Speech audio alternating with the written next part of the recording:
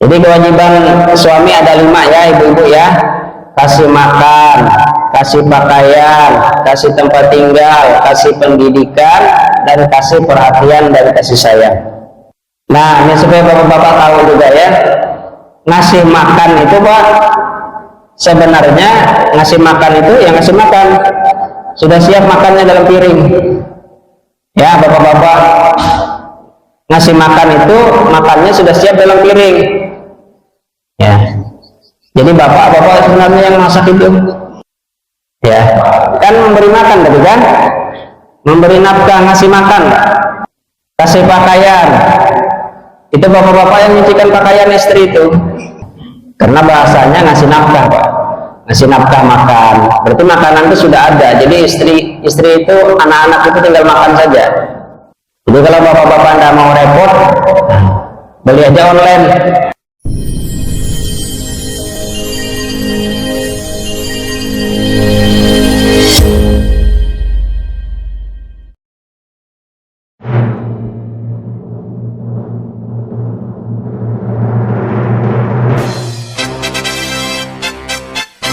Perjanjian perkawinan. Pada waktu atau sebelum perkawinan dilangsungkan, kedua belah pihak atas persetujuan bersama dapat mengajukan perjanjian tertulis yang disahkan oleh pegawai pencatat nikah, setelah mana isinya berlaku juga terhadap pihak ketiga. Perjanjian dimulai berlaku sejak perkawinan dilangsungkan. Perjanjian dapat meliputi percampuran harta pribadi dan pemisahan harta pencaharian masing-masing sepanjang hal itu tidak bertentangan dengan Islam. Apabila dibuat perjanjian perkawinan mengenai pemisahan harta bersama atau harta syarikat, maka perjanjian tersebut tidak boleh menghilangkan kewajiban suami untuk memenuhi kebutuhan rumah tangga. Nah, jadi konsep dasarnya tadi ya, setelah seseorang itu menikah, maka harta yang diperoleh, baik itu siapapun yang memperolehnya atau terdaftar atas nama siapapun, dikecualikan harta pribadi, maka dia adalah harta bersama ya.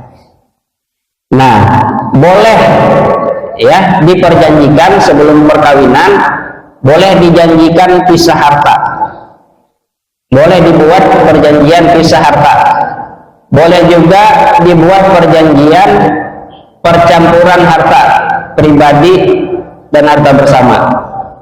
Lihat yang pasal 29. Jadi kalau tidak mau yang harta bersama sebelum perkawinan dilangsungkan, ada perjanjian perkawinan ya.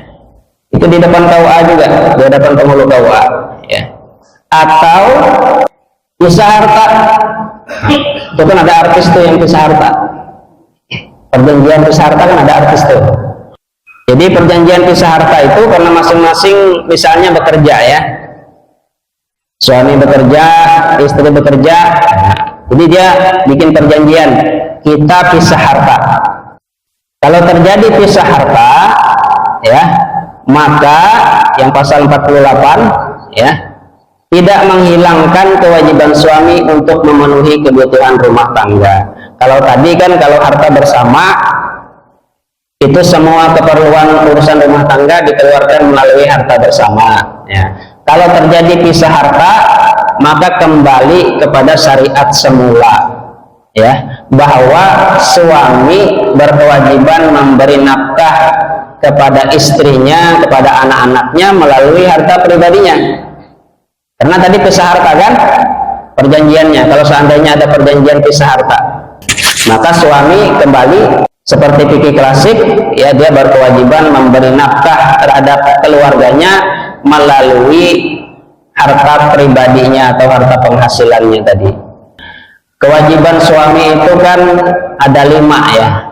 Ya kalau kata Ustadz Abdul Somad, kewajiban suami itu ada 5. Nah, ibu-ibu perlu tahu nih, kewajiban suami ada 5. Yang pertama, kasih makan. Jadi suami berkewajiban memberi makan. Cuma makannya ini ya bukan semau-mau kita. Istri minta makan yang enak-enak, enggak seperti itu ya. Kalau suaminya orang kaya ya bisa lah makan yang lebih baik ya. Nah, jadi kewajiban suami itu memberi makan kepada keluarganya. Jadi jangan sampai nggak memberi makan.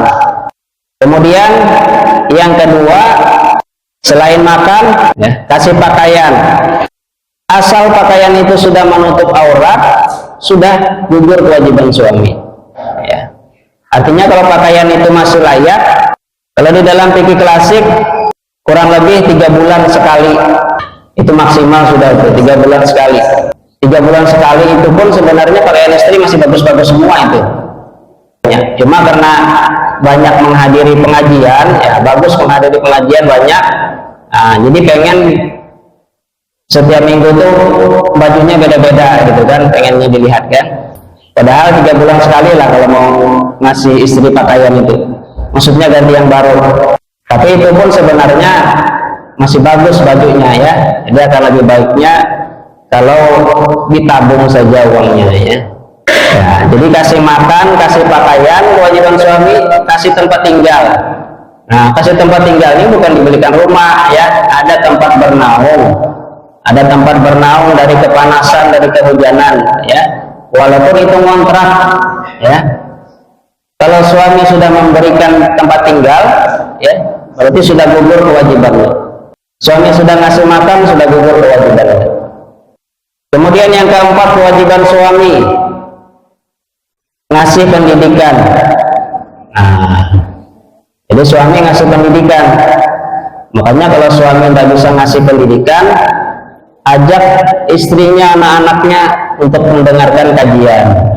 Kecuali si suami tadi, karena dia yang sendiri ke masjid dengar pengajian, setelah pulang dia sampaikan kepada keluarganya.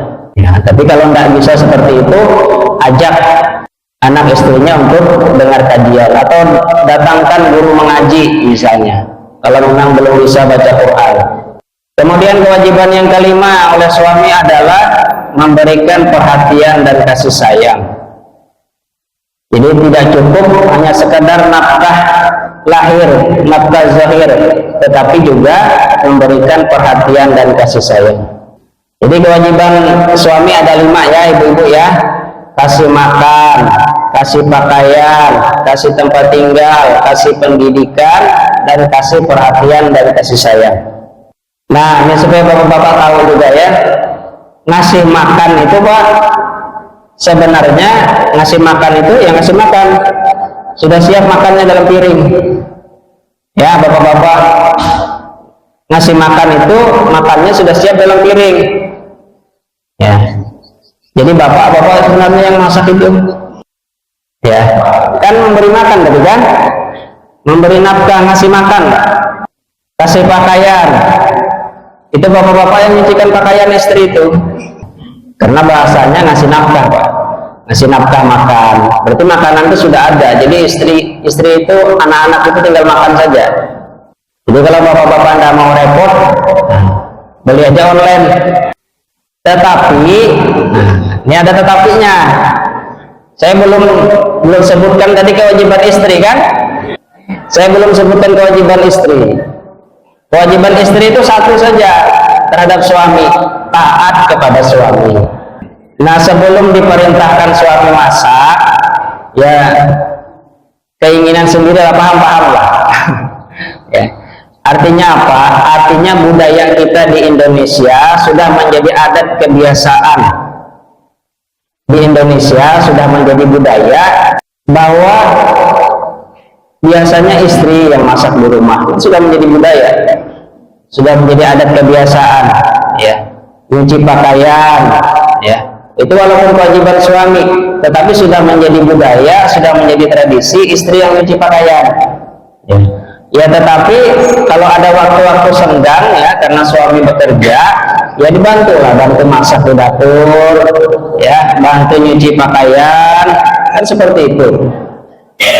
Nah, oleh karena adat budaya kita seperti itu, ya, yang seharusnya menjadi kewajiban suami, tadi ngasih makan, ya, pakaian, ya.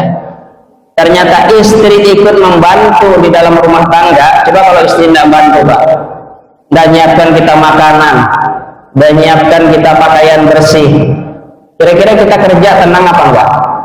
Oleh karena itulah ya, ulama-ulama kita di Indonesia menetapkan adanya harta bersama itu, karena di dalam rumah tangga tadi ada kerjasama tadi, ya. Padahal kalau istri pengen tidur saja bisa dia di rumah, itu kewajiban suami. Ada keluarga saya yang kerja di Saudi Arabia, ya, jadi pembantu di sana. Kalau jadi pembantu ini kan berarti majikannya orang kaya, kan? Jadi dia bilang istri majikannya itu nggak ada kerja apa-apa di rumah, dia mempercantik diri saja, tugasnya satu saja, melayani suaminya. Di suaminya datang dari bekerja, dilayani untuk di dalam kamar saja, ya. Kenapa? Karena pembantu sudah ada, semua urusan sudah ada. Jadi seperti itu. Kalau yang seperti itu, maka tidak perlu ada harta bersama, karena semua sudah difasilitasi oleh suami. Jadi istri tidak ada bantu apa-apa itu, ya. Karena semua pekerjaan rumah pakai pembantu, semua pekerjaan rumah pakai pembantu. Nah, jadi itu kembali ke konsep fikih klasik jadinya. Nah, sekarang ini, ya, karena suami tidak paham kewajibannya, diantara alasannya mengajukan cerai itu, ya, diantara alasan suami ini mengajukan cerai ke pengadilan, istri tidak memasakkan makanan, istri tidak menyucikan pakaian, katanya. Diantara alasan suami ini mengajukan cerai ke pengadilan, ya. Istri tidak mengurus rumah tangga, katanya, tidak masak, tidak nyuci. Itu alasan diantara alasan suami, padahal itu kewajiban suami.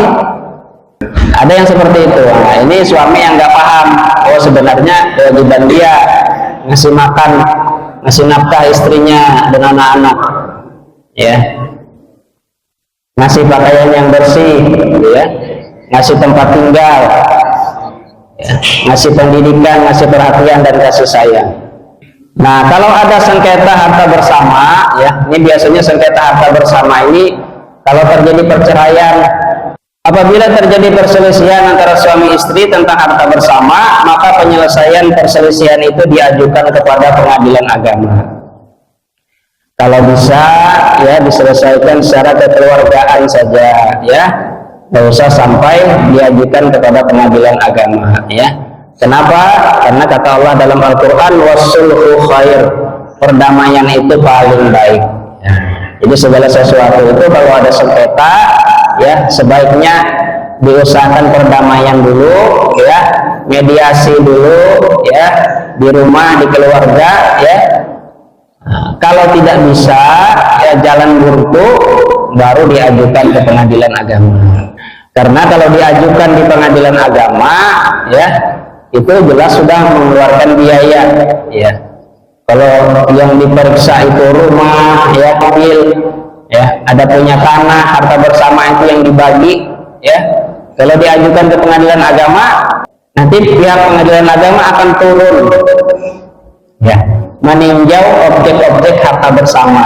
Nah, datang ke tanah, ya, itu semua biayanya. Kalau ada pengamanan, perlu pengamanan kepolisian, nah, itu dibebankan kepada pihak tadi, kepada suami istri tadi, ya. Nanti akan banyak mengeluarkan biaya, ya. Jadi diusahakan, ya, untuk berdamai saja, ya, melalui mediasi di rumah tangga, ya. Nah, mungkin itu yang dapat saya sampaikan.